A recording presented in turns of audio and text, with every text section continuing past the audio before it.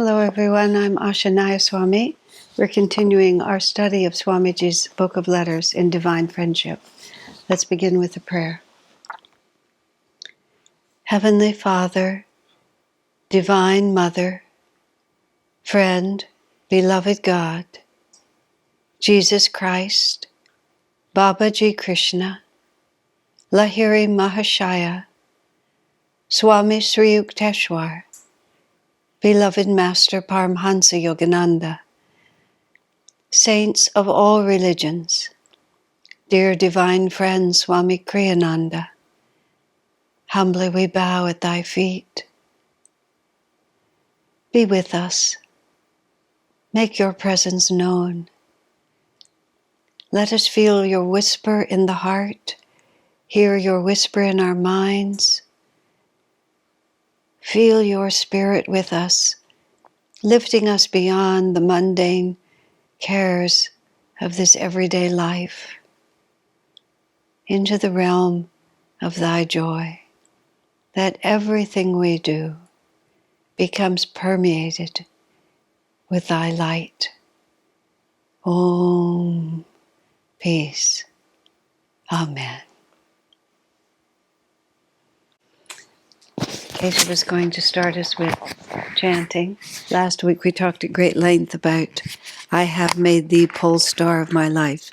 So he'll chant that at the beginning tonight.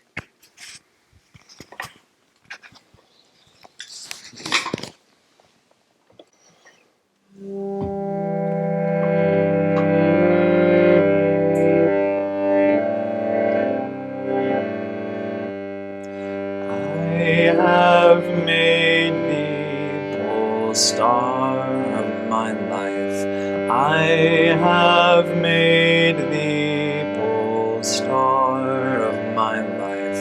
Though my sea is dark and my stars are gone, though my sea is dark and my stars are gone, still I see the path through thy mercy.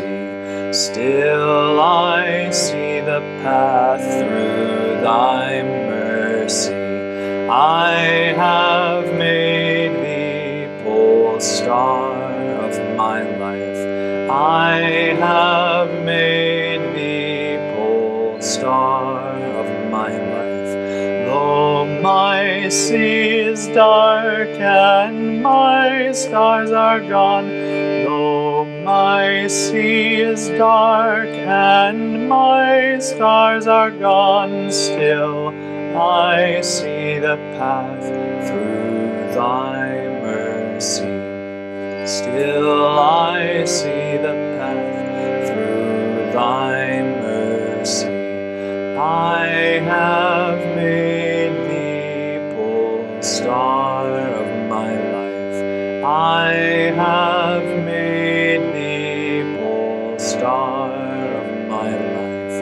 Though my sea is dark and my stars are gone, though my sea is dark and my stars are gone, still I see the path through thy mercy. Still I see the path through thy mercy. I have made thee pole star of my life. I have made thee pole star of my life. Though my sea is dark and my stars are gone, though my sea is dark and my stars are gone, still I see the path through thy mercy. Still I see the path through thy mercy. I have made thee pole star of my life. I have made thee pole star of my life.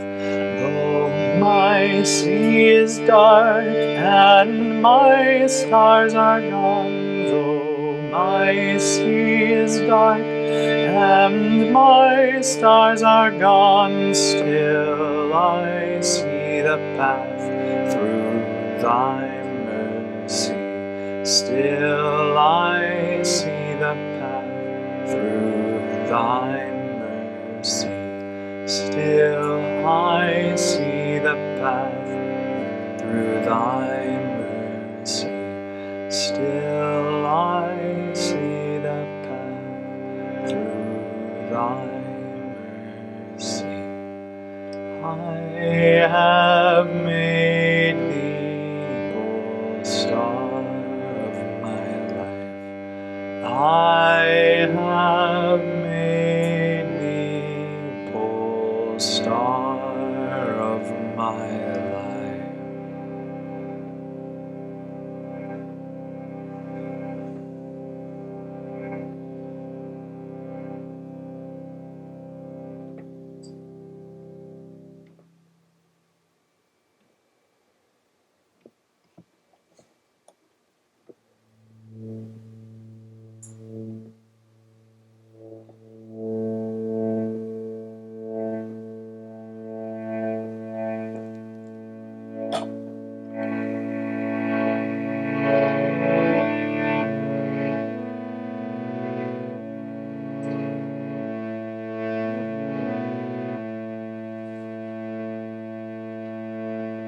Shri Guru Deva Om. Shri Guru Deva Om. Shri Guru Deva Om. Shri Guru Deva Amen. Shri Guru Deva Shri Guru Deva Om. Shri Guru Deva Om. Shri Guru Deva Amen. Shri Guru Deva Om. Shri Guru Deva Om. Shri Guru Deva Om. Shri Guru Deva Amen. Shri Guru Deva Om. Shri Guru Deva Om.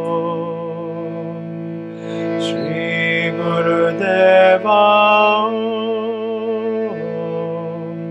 Shri Guru Deva Amen. Shri Guru Deva Om. Shri Guru Deva Om. Shri Guru Deva Om.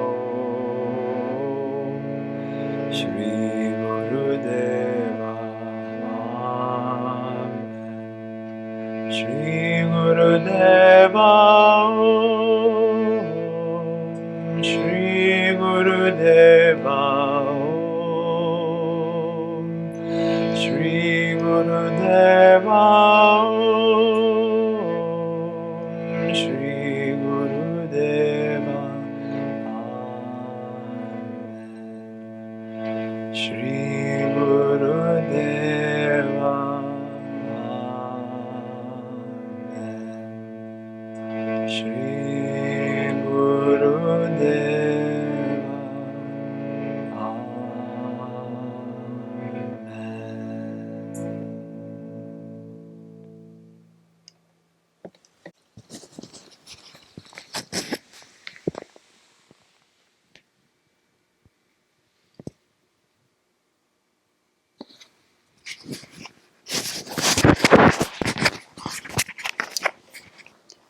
Let's meditate now for a few minutes.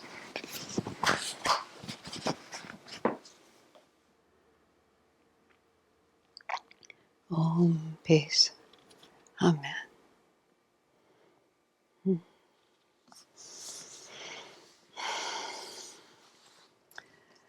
I forgot my glasses over on the other table.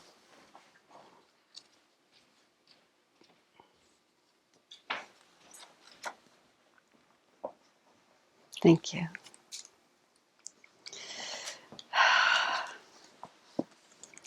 Well, we are on the last letter, and I'm not reading every single letter. Well, actually, there's one here that I haven't. Let me make sense to you. We're on the last two letters in the section called Love, which is the first section of this book. And this letter is simply a little amusing. It's going to be my excuse to just tell you a joke.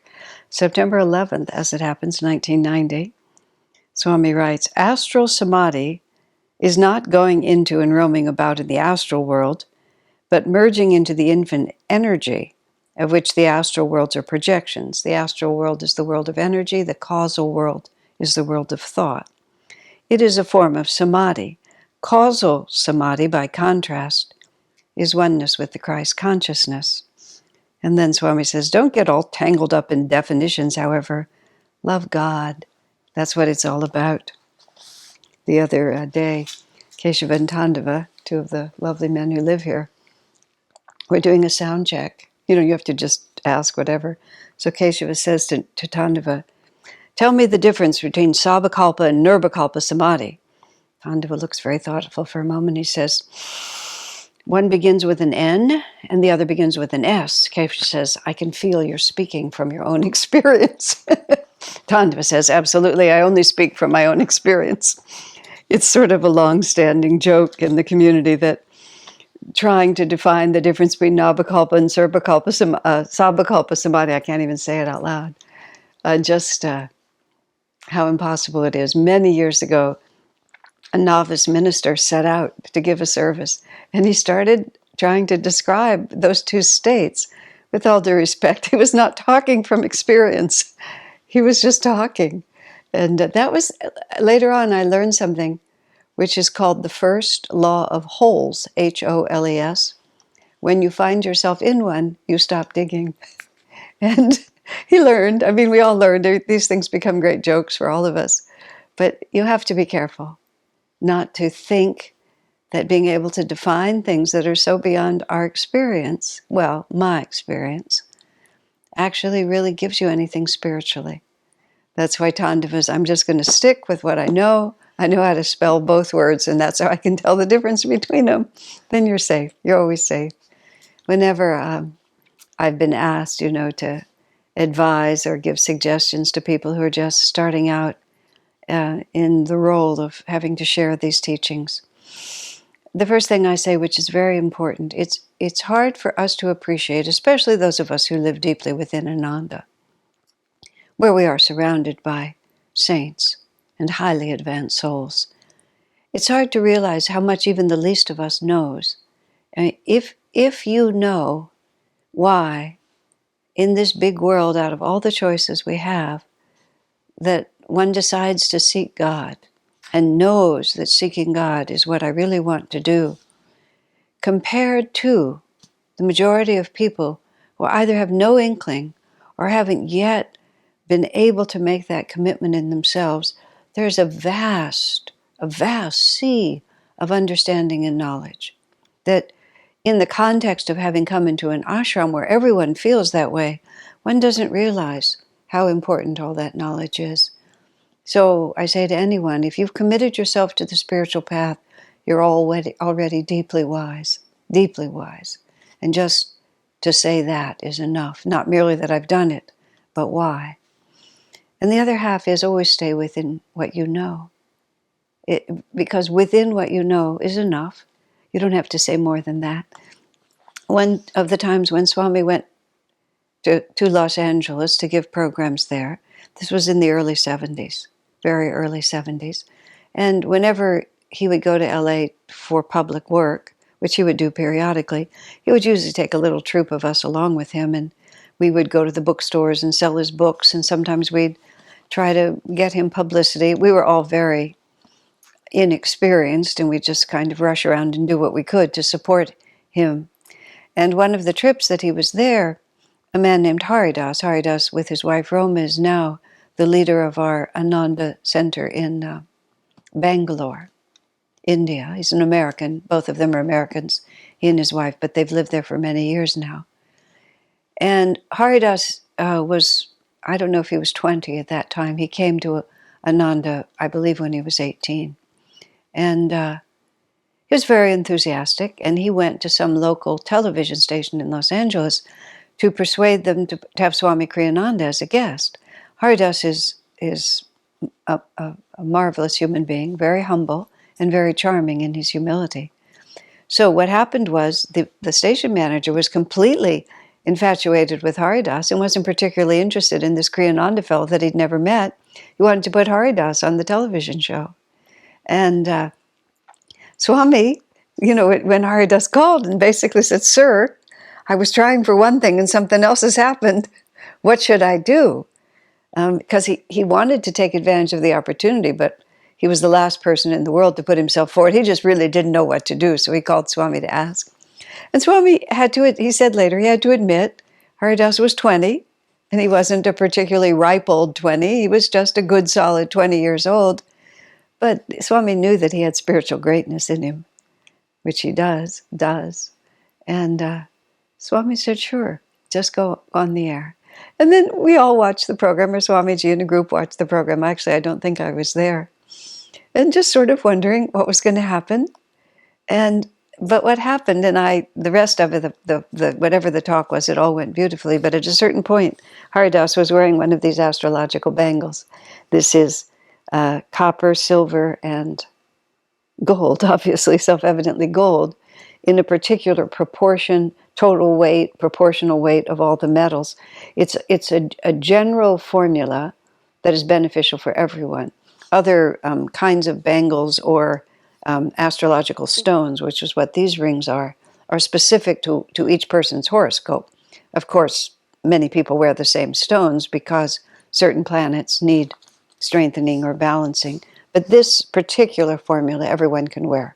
Sri Yukteswar passed it to Master, so it goes back. It's an ancient formula. So none of us had any money at that time, but there was this woman who was very well-to-do, and she bought like 40 of these bangles, or maybe it was more like 25, and passed them out to all the renunciates and the most dedicated people in Ananda who couldn't afford one. It cost a crashing $150 at that point, which was not very much money. It's based on the price of gold. Now it costs $1,200, $2,000. It's like 1.5 or times the price of gold, 1 ounce of gold, or 2.5 times. I don't remember. It's thousands. But anyway, so we all had them, impoverished as we were. And so Haridas is sitting there, and I think he had it around his wrist. And it was an unusual thing for a man to wear, especially then. So the man says, "What is that?" Now the explanation is that the reason that pure metals are valuable is because they inherently vibrate with energy. And the same with gemstones. They have magnetism, they have energy. And so they strengthen your aura, and your aura is your own magnetism, and then it gives you more self-determining power. I mean, that's a way to think about it.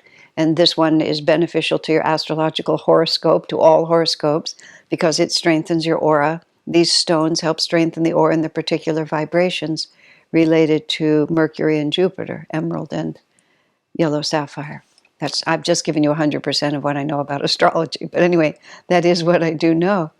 So it's not easy to explain, especially in the early 70s, what is an aura, what is an astrological, what is your horoscope, why is this general, what is a specific horoscope, what do you mean metals emit special vibrations, and that's why they've always had value, and that's why kings had gold and kings has jewels. I mean, you can see it's a big thing. So when the interviewer asked that, Swami sort of gulped a little.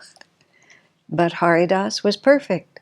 Haridas stayed right within what he knew. He didn't try to explain the difference between Nirvikalpa and Sabbakalpa Samadhi, although I'm sure he could have spelled it. He could have answered like Tandava.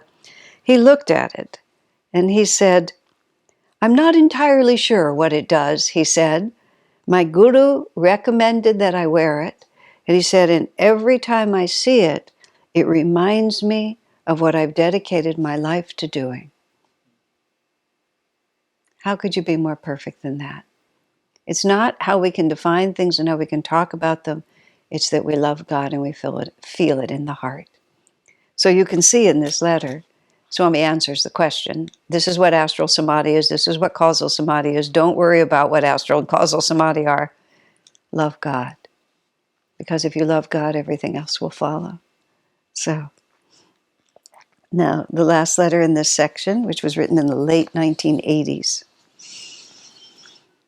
I was interested in your dream. Of course, we don't know what it is, but by everything else he says, the presumption is that it was a dream that involved Master. Yes, deepen your attunement with Master. It will help you to develop deeper faith in Him. Surrender every little worry to Him. He is pleased when we offer Him everything. Ask always, is this what you would have me do? Feel Him working through you, meditating through you, speaking to others through you. Serve Him in everything you do. Ask Him to guide you in all things, to discipline you if needed, and always to help you feel His love for you. Don't identify with your failings. Your aspiration is to reach the infinite, and your sincere devotion will surely lead you there. Such a sweet and reassuring letter. And he's also just sort of telling us, he says, try to be more in tune with Master. Yes, it will deepen your faith to be more in tune. So we have sort of two points that we're talking about. Attunement is a word that is very, very common in spiritual life, especially, I don't know actually if it's used as commonly in other ashrams as it is used in ours. But the word attunement comes forth very frequently when we're talking about Master's path. Again, it might even just be Ananda, but it could be other Yogananda lines. I don't know. Swami himself has written in several different places about how I know what I was trying to say. Swamiji said when Master would speak in public, he'd talk about many different aspects of the path, and he would teach many different things. He said when Master would speak in private to the monks or to the disciples, all he would talk about, or mostly what he would talk about, was attunement, being in tune with the Guru. And it's quoted in some place where Master said, so-and-so has left the path, people leave the path. It needn't happen if you stay in tune. He even spoke of a particular woman disciple who was second, who he declared was second to Jnanamata in realization. And Swamiji said he knew for a fact that she never meditated for more than 30 minutes at a time. In other words, she didn't follow the pattern that you would imagine of long hours in meditation. Master said she attained what she attained by attunement. So it's a word that is really worth understanding, and I can spell it. It begins with an A that has 2 T's in it. In fact, it has 3 of them. But I try to understand it, and it's within my portfolio to try to understand it, because it's the avenue that will lead to everything else. So over the course of many years, I've gone in and out of different ways of understanding it. This is the one I've been thinking of most recently. Thinking of the reality of the fact that this world is vibration, and one of the confusing, where our senses deceive us compared to what we know as deeper reality. The entire universe, so they say, is nothing but energy. And it's all one substance. Certainly when I look at it, it doesn't look like one substance. It looks like many, many, many different substances. There's my body, there's the clothes I'm wearing, there's the book, there's my glasses, there's the chair, there's this beautiful cup, which was a gift from friends in Mumbai, and I promised them I would use it during my webinars. There's the hot water that's inside of it. All of these things seem completely separate. I know that Master says, and Einstein says, and everyone says, that it's an illusion. But it doesn't look or feel like one, and even more weirdly, if it's all the same stuff, why doesn't it just smush back together? Well, one of the just interesting explanations that at least works when I think about it is because it's energy in a state of vibration. And if you think of the voice is one of the easiest ways, I think, to understand vibrations that match and don't match. I'm a mediocre singer, but I have a better ear than I have a voice, which is one of the reasons I don't sing that much, is because I can hear what I'm not doing. But in any case, when you are pitch to pitch with someone, there's just this merging that you can feel. You can just feel how the energy just goes together and all the voices become one voice. When one person is singing one note, and musical notes are a particular vibration of sound, but this note is a little off and it's not a harmonizing note, then you can just feel it. The two vibrations just can't get together. Even though they try, they just can't get together. Dissonance is very popular in modern music, and people do that all the time on purpose now, where things clash. And look at the world we live in. Swamiji said, music not only reflects consciousness, it also creates it. So the music of our time reflects the consciousness of our time, and it also is unfortunately perpetuating itself with dissonance and conflict and anger and lack of beauty and so on. But as the phrase goes, don't get me started. Not that there's any of you getting me started, so I think I'm just saying to myself, don't get me started. In any case, but when the notes match, how beautiful it is. So our whole consciousness, whatever we're doing and thinking, we are just a pattern of energy. It's the oddest thing. We feel so fixed. Our ideas feel fixed. All of these things feel fixed. But well, this is the way I loved it. I love to think about it. The only difference between the worst criminal and the greatest saint is the way they behave. It's just like if a criminal has a sudden vision of Jesus or a sudden vision of some great master and suddenly becomes filled with the love of God, and from then on is the soul of compassion and kindness and can't do anything but chant the name of God and serve his fellow man, he was a criminal yesterday and he's a saint today. And what happened, the only thing that happened was he attuned himself to a different reality and then began to vibrate with that reality. So we're always vibrating with some reality or the other. On my on the YouTube channel that has all the recordings I've done, there's a 4-part series on the chakras, which has proved to be exceedingly popular.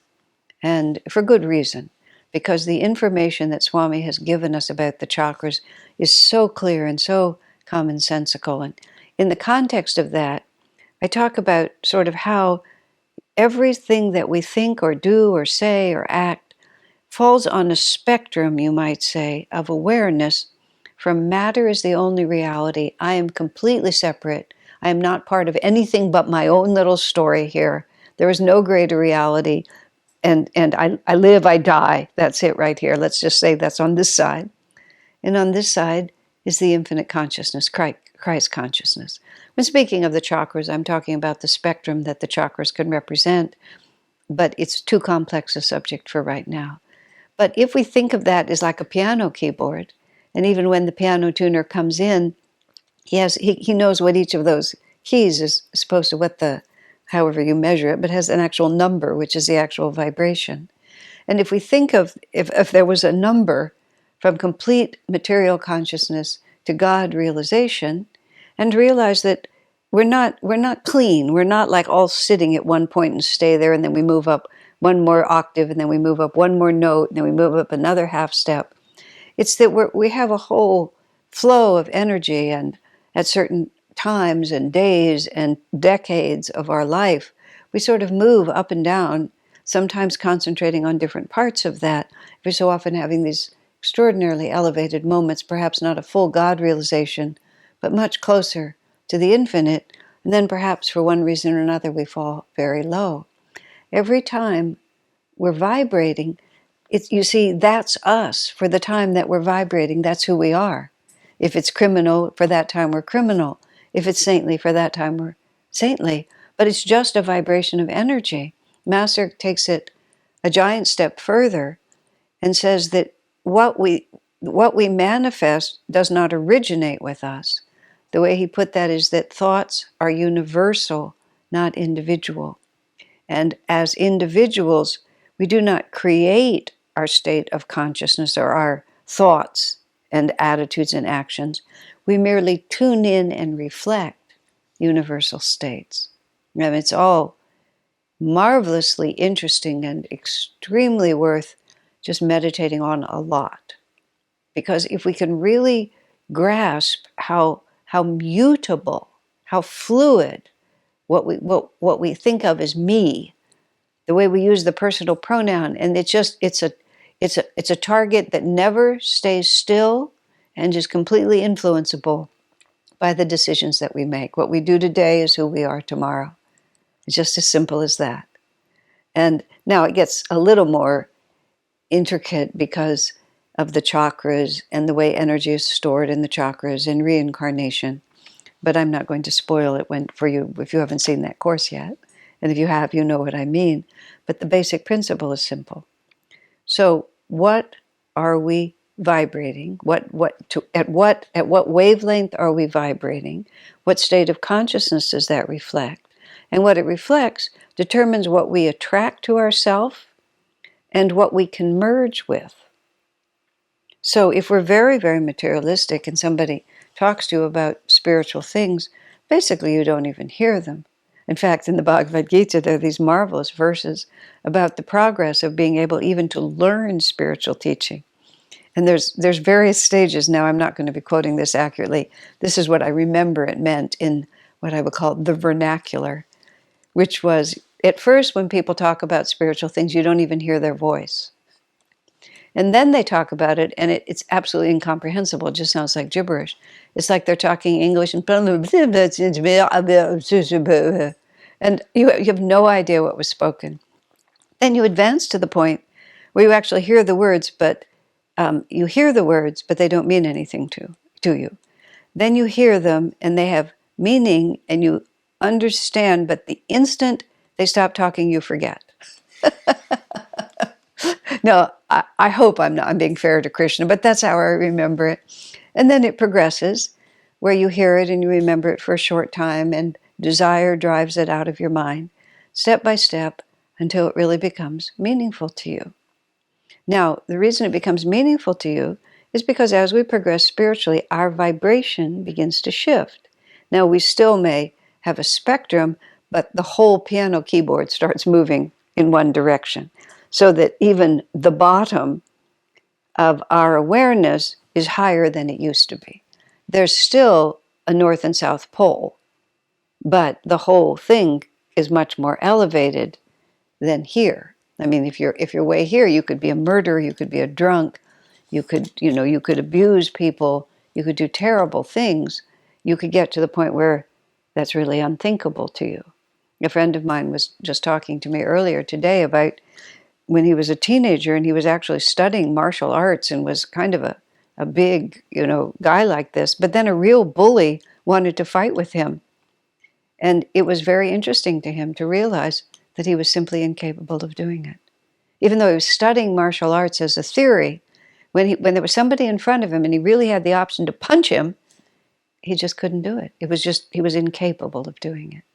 Swami Kriyananda, when the Second World War came, and he was drafted. I guess he must have been drafted because he had to go to an army examination. As it happened, he had a heart murmur, which I think he was unaware of even at that point. But he had a heart murmur. He also had bad eyesight, but I think it was the heart murmur. And so he was considered unfit for military service. But Swamiji said about it, it was fortunate that he was declared unfit 4F, because that's what they called it, because I grew up in the Vietnam era, so I knew the issue of the draft was a really big thing. To be declared 4F for those who didn't want to fight was really important. But Swamiji said to be declared physically unfit, he said, was a great relief because, as he put it quite simply, he absolutely could not lift a weapon against another human being. He wasn't sure what he would have done, but there was no question. He was just beyond him to do it. It was a vibration of consciousness he simply couldn't enter.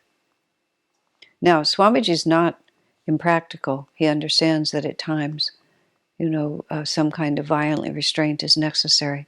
But he just said in that context he couldn't do it. So, because the vibration isn't there. So now, let's go on to what I'm talking about with attunement. So, what we have to understand, we somehow imagine that the guru starts talking when we start asking him questions, but that's not true. The masters are they're constantly beaming out. The vibration of the masters is always there. The infinite vibration is always there. I think of a master as a perpetually lit lighthouse. The lighthouse doesn't know whether there's any ships that need him. It's just his job to stand there and radiate the light. And so the guru is always there radiating the light, or however you want to think about it. Whether we perceive it is not a question of the guru, it's a question of us. It's when we are able to get on the same wavelength as that light. I was using vibration, so I'll stay there. The guru, in another way of saying it, is always chanting Om at a certain frequency. Just always chanting at the frequency of their infinite consciousness. That vibration is constantly ringing through creation. Just ringing through creation. But if we're not in tune with it, we just don't hear it, because what we hear is our own vibration. And the vibration of the guru is very subtle. And it is always wide open for us, but it won't it won't change itself into us. We have to change ourselves into him. Now, that doesn't mean you have to be fully God-realized before you feel or hear or see the guru in your life, but it means you have to be sufficiently in tune with his vibration that quite simply your consciousness can melt into it. And then the degree to which we are in tune with it and the relative refinement of our vibration, and that can be in a moment of ecstatic meditation. It can be walking in nature. It can be while singing a song. It can be while washing the dishes. It can be while holding your baby child. It can come in any kind of circumstances. Some circumstances more likely bring you in tune with it. But the main reason it comes to us, and this goes back to the letter here finally, is when we offer everything to him. In other words, when we try to be in tune, when it matters to us. He is pleased when we offer him everything. Surrender every little worry to him. So we're walking around the world thinking that I'm in charge and I have to worry about this. Oh, no. I have an infinite guru. I am the disciple of a great master. I am Divine Mother's child. I don't have to worry about this. Here, you take it. And the more complete that surrender can be, the more powerful our vibration changes, and the more we feel the answering vibration of the Master. But even a little bit of that surrender shifts us a little bit out of our definition of ourselves as nothing but material, and shifts us at least a little bit toward Master. And it starts building, it starts pushing on the upper edge of this. And even if at the beginning it's more of an affirmation that we're doing it, the continuous affirmation that we're doing it, even just simple remembrance, why am I worried about this? Let me instead just call on Master to help me. Why am I just trying to figure this out myself? I should be asking Master what he wants me to do. These are the specific things Swamiji mentions. And then when we're doing things, feel him working through you, meditating through you, speaking to others through you. See everything that you do as service to him. Ask him to guide you. Swami just puts out these series of declarative sentences, all these different things that we can do. And, and to discipline us, even if we need that. And the more we lean in that direction, the more attuned we become to him. The more attuned we become, the more we feel him within us. That's why Swami said, yes, deepen your attunement with Master. It will help you to develop deeper faith in him, because it will give you experience. That's where deeper faith comes. It comes from experience, just like that. I mean, we can read about it, we can affirm it, but what really gives us faith is when it happens. Over the course of many years, I have become comfortable with the fact that, not infallibly, I have to say that, and certainly not depending on how intense the challenge might be. But in many, many little things, whereas I used to feel anxious if I didn't know in advance, now I just feel very confident that Master will, in the time that I need it. No, I don't know what to do, but when I need to do it, I will know. And it just happens. It just keeps happening. I mean, I'm talking now with 50 years of experience. But when I begin to get nervous that this time it won't work, which, to be fair to myself, I rarely do on a certain level of life, it'll work itself out. I used to be so anxious about all those things, but now experience gives you faith. Master comes through. It's as simple as that. There's something, and this is slightly whimsical, but it's very sweet. There's a lovely woman teacher named Vanmali Devi. She's written several books about Krishna and Rama, and perhaps even about Shiva. I can't say for sure. She has an ashram in Rishikesh. She's just a beautiful soul. And I remember when we were talking, she was giving a satsang. We would visit her on our pilgrimages. She's visited in this house with me also, on her way to other places. And she's a devotee of Krishna. Let me think how she says this. And she talks about how the context would be having too much to do, feeling overwhelmed, that God is giving you too many things to take care of, and you don't feel that you have time. And she told me this story first. She just said, whenever she's in that position where there's a great deal that has to be done, she doesn't know how she's going to do it, she begins to worry. She says she turns all the clocks to the wall and goes on Krishna time. And there's a story in the Bhagavad Gita about how Arjuna had made a certain vow that he would actually kill one of his enemies before the sun went down, or else he would sacrifice himself. And it was a pretty serious situation. And the Kauravas, the enemies of Arjuna, managed to keep him from being able to keep his vow, because the enemies of Arjuna thought this is how they're going to get rid of him. So it just looked like the sun was going down, and it just looked like it was over. I believe that perhaps the clouds obscured the sun briefly, but the sun was sinking. It was over. They knew it was over, so they relaxed their guard. And then the clouds moved aside, and Krishna had held the sun in the sky. And so the enemies relaxed their vigilance, and Arjuna was able to keep his word. Now, it was quite controversial whether that was cheating or not. But Krishna had done it, so Arjuna was content.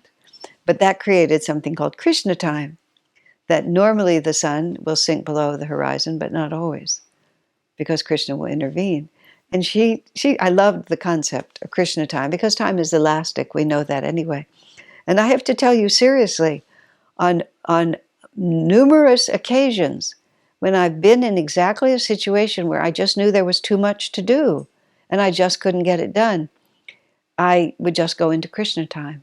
It's being asked of me, it needs to be done, therefore it will be done. And without fail, I've been able to do what I needed to do, sometimes in odd ways, because I would think, for example, that this project required this big piece of work, but when I actually got to it, I realized that that really wasn't what was needed, that this was needed. But sometimes it was exactly like was said there. I'll give you one example. My hobby is theater, children, fabric, sewing. I call it my hobby because it justifies my putting about 6 weeks a year into helping our K through 8 school with its big theater production, and I make costumes for it. That happens. It happens in the spring term, starting in January, February, March is when we do that, and that's also a very good time to travel in India. So sometimes it's a little bit of a confusing situation. Well, one of the times I started working on the play early because I needed to go to India for a few weeks to see Swamiji during that time. And the day before I was going to leave, I had all these people set up who were going to help me do it. There's 80 children in the play, and there's usually at least 150 costumes because many of the children have more than one. And I don't have to sew them all, but I always have to sew some, or somebody has to sew some. So we had this whole thing set up, but I know for a fact there's a psychological block for a seamstress to cut out the fabric, or most seamstresses. But if you have the fabric cut out, sitting down to sew it is easier. And I just realized that none of those ladies, because I knew from experience, were going to actually sew if I just gave them the patterns. I realized I really needed to cut out all of the patterns and present them to them in a way that they could actually do it. Otherwise, I was going to come home and be really behind on the schedule. And so I was leaving. I had to leave for the airport. Then the next morning at, I don't know what, maybe 9 or 10 o'clock, something like that. But it was about 6 o'clock at night when I suddenly realized what I really needed to do. And I really did exactly what Banmali Devi did. I turned all the clocks to the wall. I just didn't want to know what time it was. I put on Swami reading Revelations of Christ. I don't think I got through the whole book that night, but I listened for a long time. And I just cut out fabric all night long. You know, you can kind of tell that it's still night. I knew it wasn't morning. And I just kept working with, and I actually felt completely at ease. I didn't calculate anything. I just did it like that. And I literally finished like a half an hour before I had to leave. I was already packed. Half an hour, everything was packed up. I mean, everything was done. Absolutely everything was done in exactly the time allotted. Because it was Krishna time. It had to be done. I'd made a vow. He was going to hold in this case, he was going to hold the sun from the sky rather than in the sky. That was a dramatic moment, but honestly, I've had many of those. It's because if we attune ourselves to God, God attunes himself to us. If we really give him our worries and decide, if you've asked me to do this, if you're disciplining me like this, if you've given this to me, inherent within it is my capacity to face it. Because they're two sides of the same coin. Everything comes from God and is a gift from God, therefore everything, we are capable of it. If we say, what am I supposed to do, Lord? If we fall out of tune and fall down to that, I'm all by myself in this world and it's all up to me, yeah, then it's a nightmare. So it's always, how can I serve you? What can I do? What do you want of me? Work through me. Speak through me. Share through me. And then after a while, in proportion to our experience, we have faith. I mean, Swami has so much faith. Swami could just sit down and write a book without even knowing what the next chapter is. Swami actually says when he talks, he can actually say, now here's an important point. Then he says later, I didn't really know what the point was, but I could feel an important point was coming.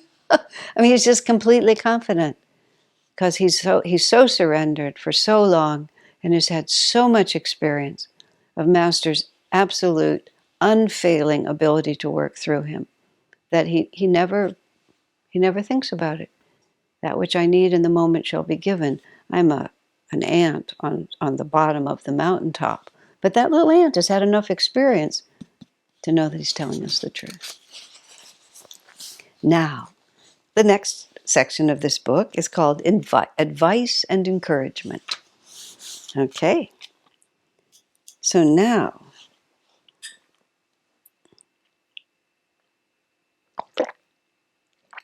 March 5th, 2003.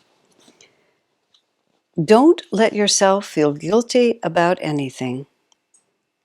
If people knew all the things they'd done wrong over countless lifetimes and allowed themselves to feel guilty about them all, they'd be unable to bear the burden of existence itself. But bear it they must anyway. As Sri Yukteswar said, forget the past.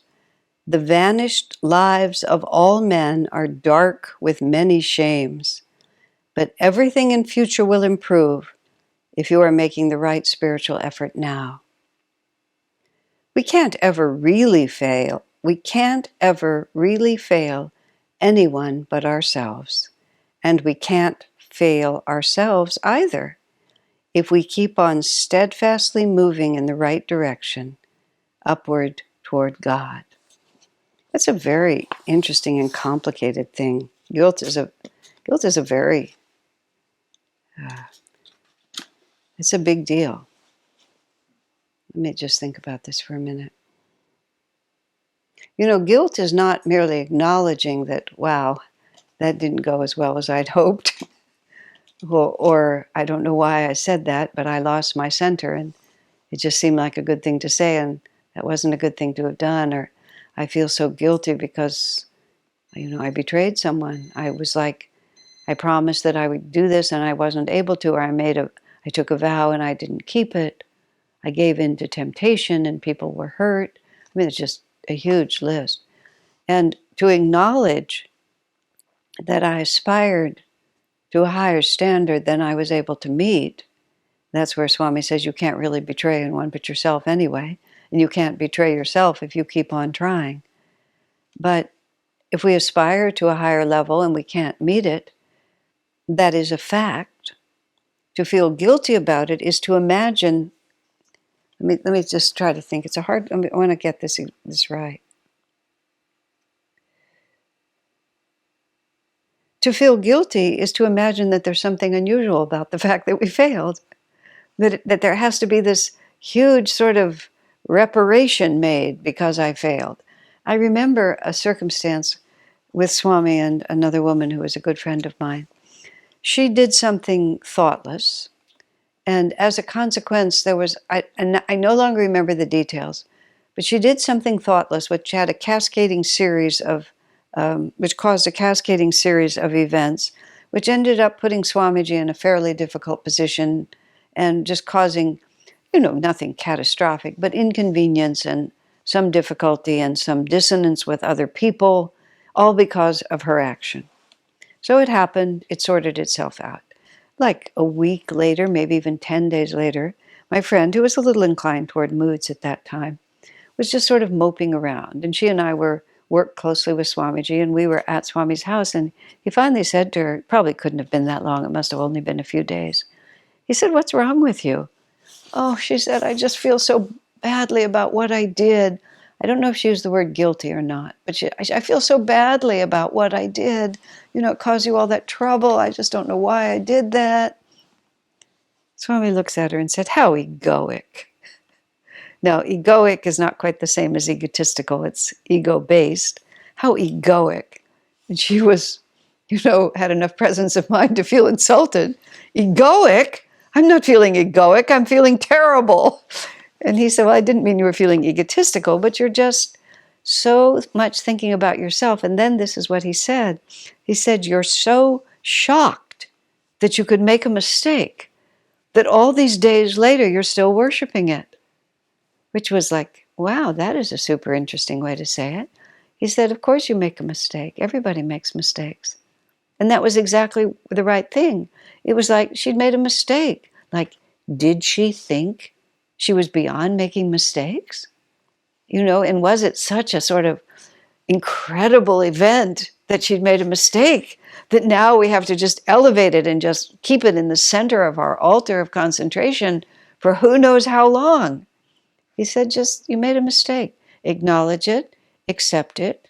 Don't try to justify yourself. Don't try to whitewash it. But then just see it as just in the normal course of events. Given my lack of God realization, which is a fact, mistakes will happen. So you see what the difference is? One is where we hold it to ourselves and constantly worry, and it's very egoic because we've just made ourselves so, it's the opposite of humble. And now humility then is another way to express it. Humility, Master defined as self-honesty. That's how Swami put it to us. Self-honesty, it's an absolutely marvelous definition of humility. Because it's self-honesty just says what it is. And if we know, for example, that we're deeply dedicated to God, we are. It's not humble to say, no, I'm not. I really only care about God a little. I'm not really dedicated to the spiritual path.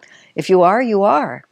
If you've dedicated yourself to becoming very skillful at something, there's a story told about a famous violinist who, after the concert, who played a magnificent concert, and after the concert, one of his fans said, "Oh, I'd give my life to be able to play like that." And the violinist said, "I have." He'd given his life, and that's why he could play like that. There was nothing vain about that. It was just a fact. And it wouldn't have been self-honest to say, "Oh, no, actually, I didn't really play very well. I missed a note here," or something like that. There was a friend of mine who played the flute. She played beautifully. Every time I told her she played beautifully, she told me that no, she didn't. Because she was so critical of herself, and she was trying to be modest. And after that went on for a period of time, I finally said, this is kind of insulting. I compliment you, and what you essentially say to me is that I'm too much of a Philistine to actually know good music, because I thought you played well, but in fact you played terribly, so I must be kind of a moron not to be able to tell what good music is. Why don't you just say, "I'm glad you enjoyed it"? You don't even have to say, "Yes, I played well." Just be gracious enough to say, "I'm glad you enjoyed it." And I said, and the fact of the matter is you play well, and you know that you do. And she did play well. I mean, she might not have been the best flautist in the world, but that wasn't the issue. Self-honesty was she was a decent musician. More than that, she played beautifully. And if she didn't, she should keep practicing if she was going to perform. But even if you are the best in the world, even if there's never been anyone better than you, in 100 years, you'll be very surprising if anybody even knows your name. Things that are just hugely important at one point. Just time passes, tastes change, wars destroy the evidence, the yugas shift. Nobody knows. And what's a planet anyway in all of creation? And what's a violin in all of creation? Your consciousness matters. Who you've become through that matters a great deal. But self-honesty is just to call it what it is. And guilt is not honest. You've made a mistake. It's not the beginning, the end, or the middle, even the middle of the world. It's just something that happened in the very natural course of events. And if we're self-honest, we're not shocked. We might not be pleased, but that doesn't mean we're shocked. It's just, oh, wow, here we are, we did it again. And we don't have to just gaily dance through it. Swami said it's very important to introspect sufficiently and drop self-justification and see the implications of what you've done.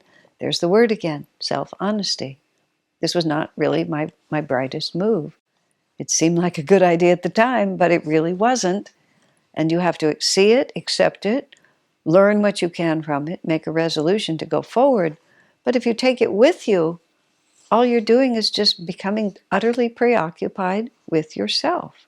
As Swami said, and I've repeated many times, if all you do is throw dirt on your own head, all you're thinking about is dirt in your own head. Whereas, is that what we want to be in tune with? If we're just constantly thinking about our guilt, that's what we're in tune with. Then you throw in this whole idea, why do we not remember our past lives? Because the burden of it would be unbearable. Just literally unbearable. It's the mercy of God that they just wipe the slate clean and we get to be an innocent little baby again. And everybody thinks babies are innocent. Master Swamiji tells the story of Master when somebody handed him their newborn baby. I mean, every parent, oh, here's the great sadhu, I'm going to hand him my beautiful baby. And Master said he almost dropped the child because when he looked at it, he saw, as he put it, the carried over consciousness of a murderer. I mean, everybody dies, and if you're reborn again, you start as a baby. But this baby had the carried over consciousness of a murderer. Now, that soul must have deeply repented because he also had the good karma to be placed into the presence of a God-realized master and to have that God-realized master recognize the karma. And master's not going to say, oh, you have cooties, get away from me. I mean, master's not going to be dismayed by being in the present, not going to be personally dismayed for himself to be in the presence of such a consciousness. He says he was startled by it. But what would he try to do? He would try to do what he'd always try to do. He tried to help. He tried to uplift. He tried to burn out some of that karma. Just because, I'm holding it like this, just because the body is very small, the capacity to run that body, to communicate, to understand what's going on in the world, to interface with the world in a comprehensive, understandable way, is none of that is there when you're a baby. You're just, a helpless little blob that has to be taken care of in absolutely every respect. But it's important to realize there's nothing small about your consciousness or your intelligence. Everything is intact. The only thing that's not intact is your ability to interact with the world. We just don't know how to do it. And we also kind of human beings get a little hiatus. We just get a little free ride for a while. I mean, depending on what your karma is, some people's childhoods are idyllic, and some are horrific, and some are somewhere in between. But we don't have to take full responsibility for ourselves and our lives. Usually it's about the age of 12 that it begins to come in. And that's why puberty tends to happen at the same time. It's also an astrological, in which the way one of our Education for Life teachers puts it was, prior to about that age, the child does not identify with his own behavior. And this was advice to parents. Children will consistently misbehave, but it's more from their point of view, especially when they're small, misbehavior happens. And of course, they can be trained not to have that misbehavior happen, when they're around. But their sense of myself is different from what they do. And if you really want to help your children grow up in a positive way, the parent also needs to keep clear that the child himself doesn't see himself as his behavior. So something bad may have happened. The child may even have done something bad. The child is not bad. When the parent calls the child bad because bad behavior happens, it's not only hurtful to the child, it's quite confusing, because his own sense of identity is more fluid at that point and not defined by these specific events. But around the age of 12, the child becomes his behavior. And then when you speak ill of his behavior, you're speaking ill of him. And the way the teacher put it, he said, everything is going fine, and then one bright day, when that shift has taken place, you say to your child, your room is really messy. And your former adorable child turns to you and says, you hate me, you've always hated me. And the poor parent is like, oh, we're into the teenage years, because suddenly the ego has come into the story. And now the ego identifies with what happens around it. And then everything gets a lot harder. So we forget our past lives. We often get this sort of hiatus from personal identification, even with our past actions during our childhood. That's the carefree time of childhood before the ego really sets in. But the full consciousness and intelligence are there. So you can see it's a subtle and complicated question. But we get this hiatus because if we could remember not only all the mistakes that we can remember in this incarnation, but all the ones that we did before. And it would be, you'd be 20 and you'd remember some tragic thing you did at 40 and 50 and 60 and 70. Just all, and that's it, just one incarnation. Even when you're 20, you have this, this sort of open-ended expectation that's a little different when you're 40. You're looking back at things a little bit. There's an expression that up until the age of 40, you have the face that God gave you, and after 40, you have the face that you made for yourself by the kind of consciousness that you ran through it.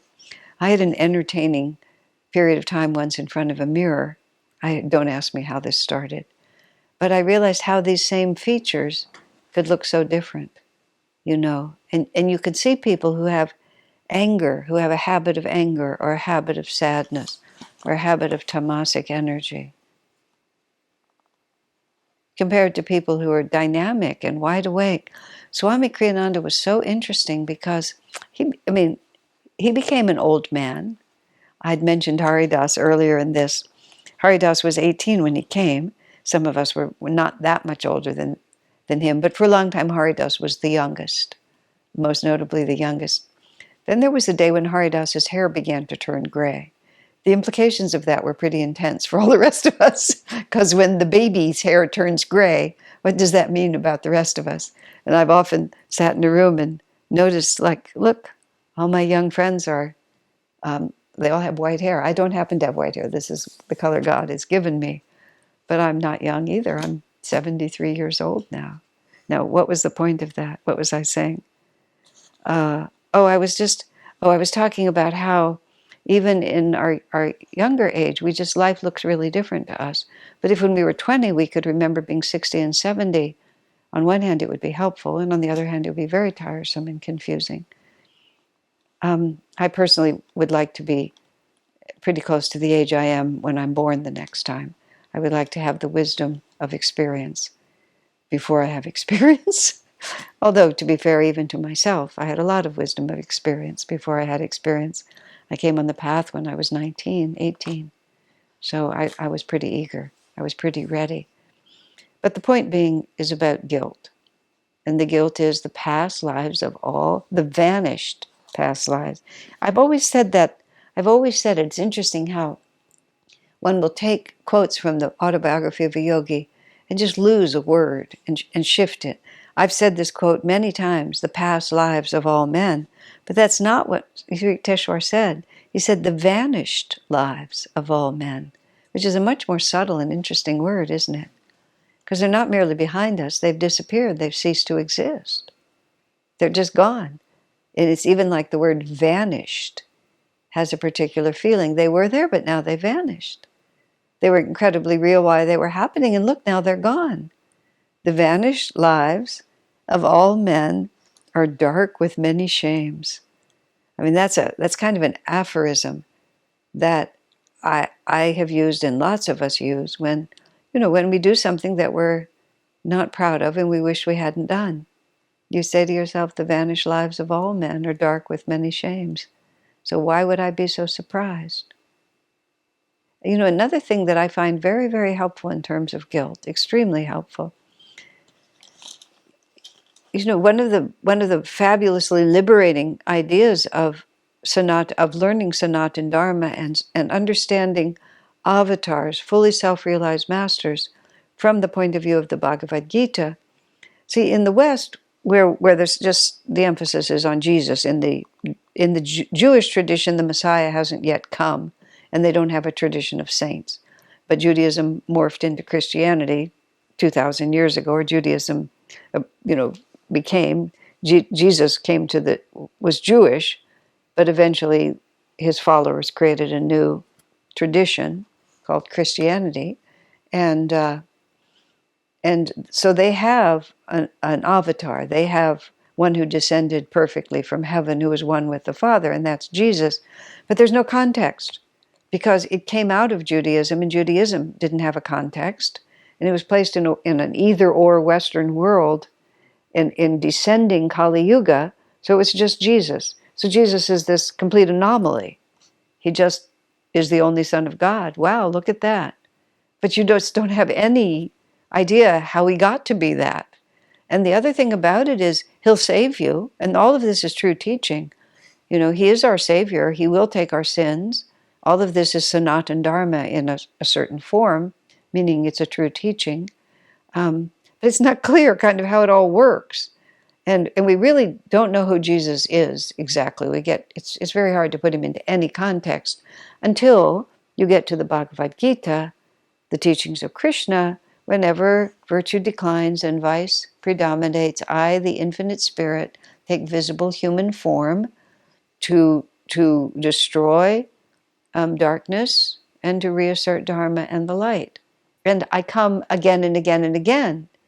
And that's the Indian tradition, is that periodically these self-realized masters, who are all Christ, just like Jesus was, appear because mankind calls for him. There's sufficient sincere magnetism to draw the master there, and he delivers a message. It's always the same message in essence, but it's tempered by the yuga, by the culture, by the needs of the disciple. So the masters all agree with each other, but the disciples argue. So what I'm saying is, With Sanatana Dharma, we understand that it is progress from delusion to God realization. That's what the whole science of yoga is. And the master has realized himself as a son of God. And because all of us are sons of God. And in the Bible it says, St. John says about Jesus, to all who received him, to them gave he the power to become the sons of God. That which I do, ye shall do. And so Jesus never said he was unique. He said his state of consciousness is singular because it's the single reality.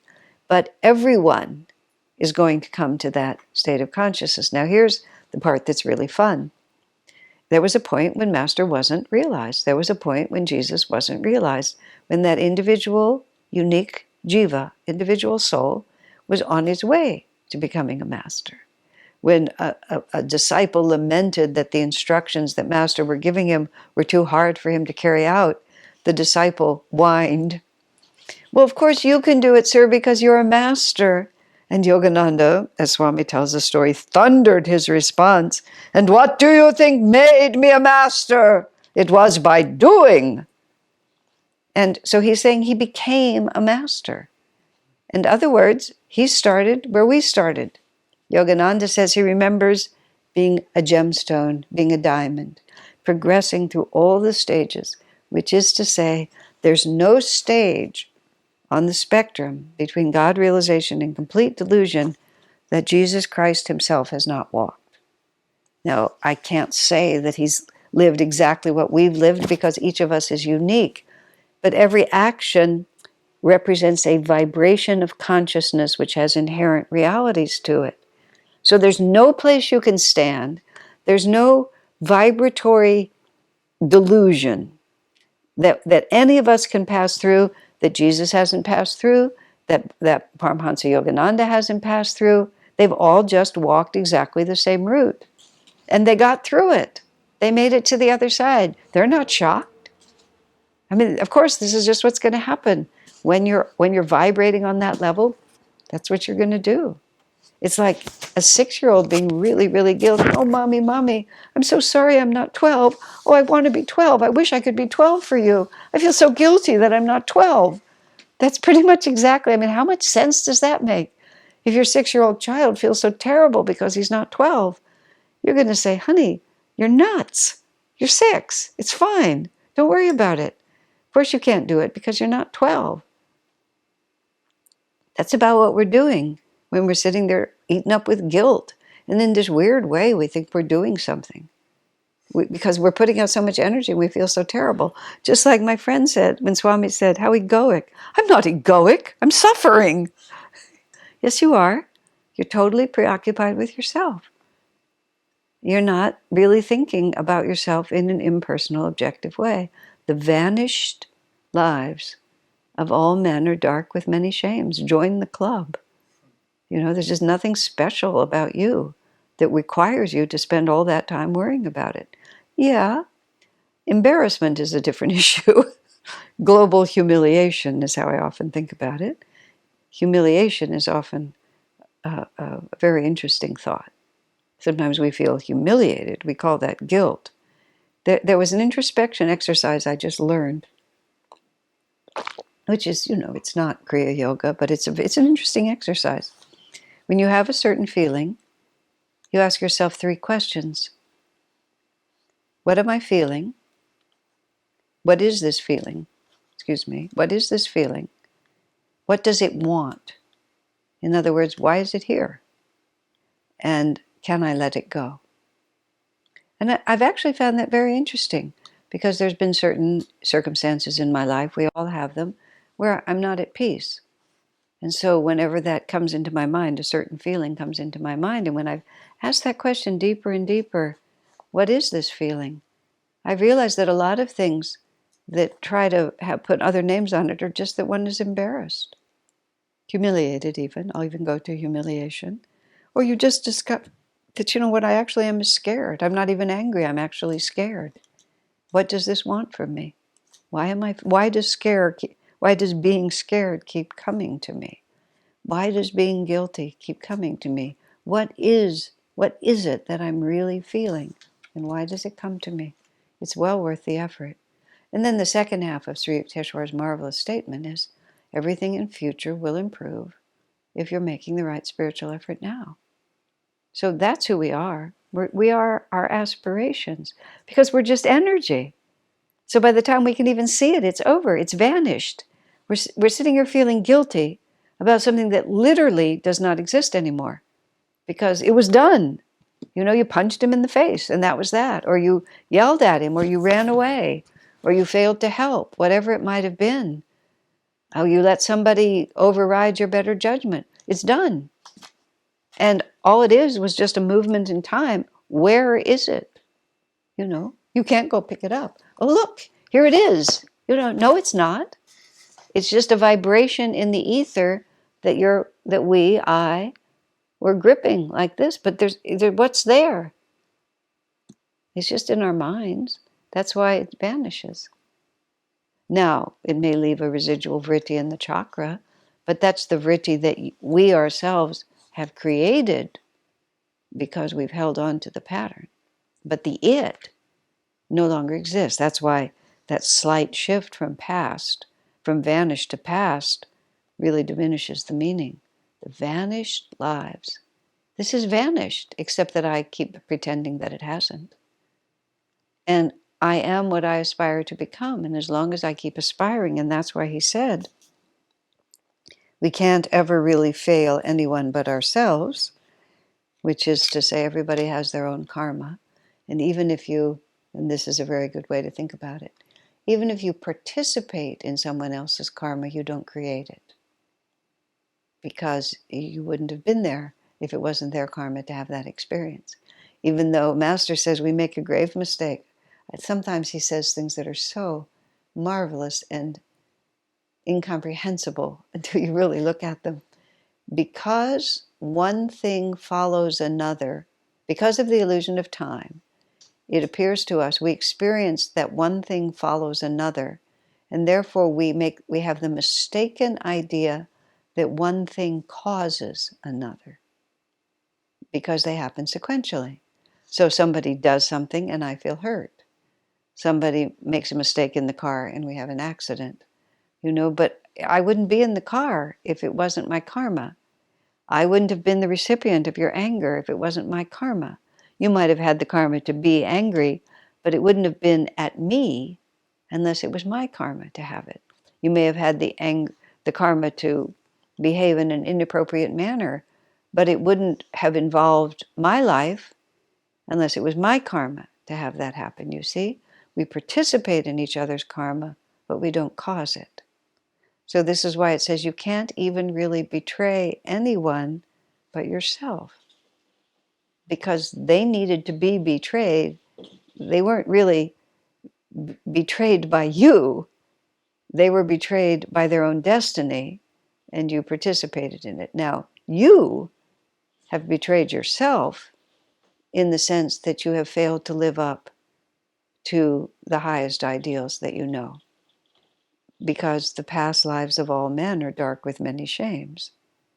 But we are our aspirations. So then Swami goes on to say, but we can't fail ourselves either if we keep on steadfastly moving in the right direction, upward toward God. That's where Master said in another context, God doesn't mind our failures, He only minds our indifference. And it's not even that God is displeased with our indifference, but what He's trying to say is, it doesn't matter how many times we fail. Absolutely, and the only thing that matters is that it matters to us that we failed. And don't think of that as grief. That's what Master means by our indifference to our upward aspiration. Because if we become indifferent to upward aspiration, then we really, well, at least for the time, then we just wait. And we just get to suffer more. That's all that happens. Some pop culture person put it really marvelously. He said, if you fight for your delusions, guess what? You get to keep them. Like what kind of a prize is that? When we insist on being terrible, being guilty, being wrong, holding to this point of view, being indifferent to God, demanding to understand the difference between sabbakalpa and nirvikalpa samadhi. We have to understand it before we're going to decide whether or not to begin to meditate. It's just like we get to keep our delusions. That's the prize, big prize. Like who wants it? It's not easy, but it's really very simple. And here in this little letter about guilt, if we can let go of guilt, it creates an astonishing freedom in our lives. Guilt is really absolutely, completely without any value. Guilt is quite different than honest introspection, accepting responsibility, resolving to do better, and putting out energy to do that. That's entirely different than guilt, because for all the reasons that I've said, and God certainly recommends that. And we just persevere. We can't lose. We're absolutely guaranteed to succeed. Well, my friends, I think that will carry us through this evening. God bless you.